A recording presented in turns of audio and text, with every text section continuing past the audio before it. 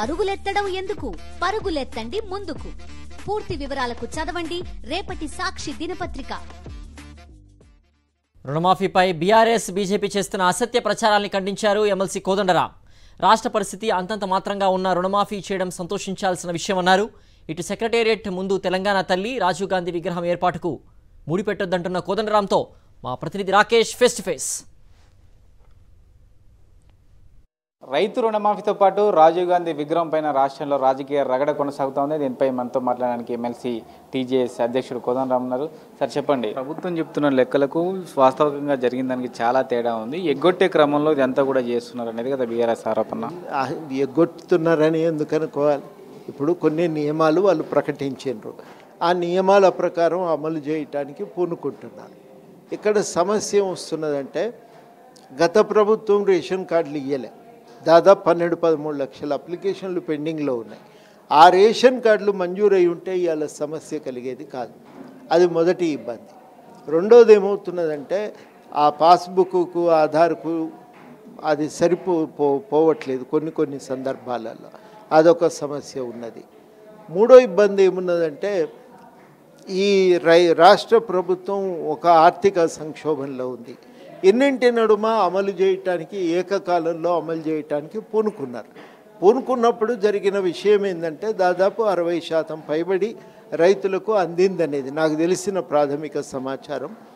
ఈ 60% పైబడి రైతులకు రుణమాఫీ జరిగింది. ఇంకా మిగిలిన వాళ్ళు ఉన్నారు, వాళ్ళకు కూడా ఉన్నవి మేము ఇవ్వమని గవర్నమెంట్ అంటలేదు.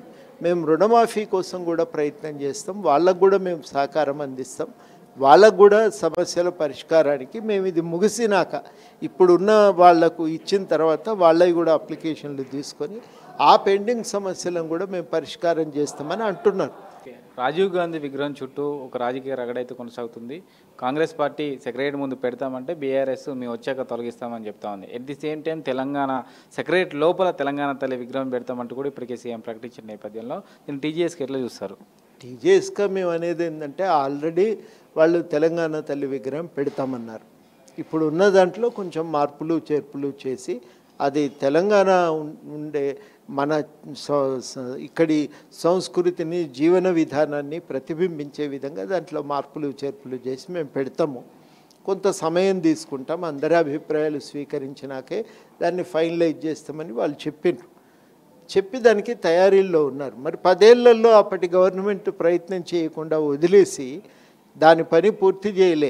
అమరవీరులది స్మృతి చిహ్నం కూడా ఎన్నికల ముందు హడావిడిగా పూర్తి చేసినారు తప్ప వాళ్ళు 10 ఏళ్ళు ఆ పని కూడా సీరియస్గా చేయటానికి వాళ్ళు పూనుకోలేదు.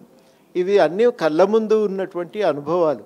ఇప్పుడేమో వచ్చిన వెంటనే ప్రభుత్వం ఆ పనుల్లో చాలా సీరియస్గా ఉంది కాబట్టి మనం దాని విషయంలో అడగండి, మీరు కావాలంటే తెలంగాణ తల్లి విగ్రహం పెట్టండి, సత్వరం ఆ పని పూర్తి చేయండి అని డిమాండ్ చేయటంలో తప్పు లేదు, అడగవచ్చు.